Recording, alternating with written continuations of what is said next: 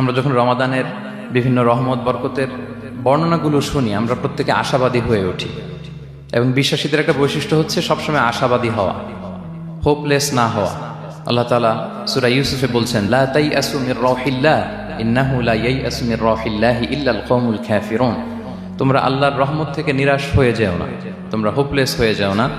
আল্লাহর রহমত থেকে নিরাশ শুধু তারাই হয় যারা অবিশ্বাসী, যারা কাফির। সো বিশ্বাসীরা সবসময় আশাবাদী থাকে। তো এই রমাদানুল মুবারক এটা আমাদেরকে সবসময় আশাবাদী করে, আমাদেরকে স্বপ্ন দেখায়, আমাদের হৃদয়ে আশা জাগায়। আমরা যখন রমাদান কেন্দ্রিক কথাগুলো শুনি, আমরা উচ্ছ্বসিত হয়ে উঠি।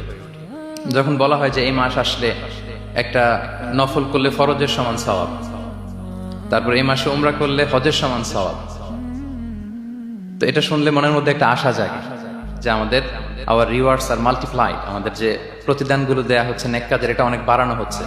তারপর যখন বলা হয় যে এই মাস আসলে জান্নাত খোলা হয়, জাহান্নাম বন্ধ করা হয়, শয়তানকে শেকলবন্দি করা হয়, মনের মধ্যে একটা আশা জাগে আমাদের যে না, বাঁচার একটা আশা ফিরে পেলাম, হয়তো এই দফায় আমি বেঁচে যাব, আমার মুক্তির একটা দিশা মিলবে, হয়তো আল্লাহ তাআলা আমাকে ক্ষমা করবেন এবং এই অপরচুনিটিসগুলো কাজে লাগিয়ে আমি মুক্তি পাবো ইনশাআল্লাহ, একটা আশা জাগে।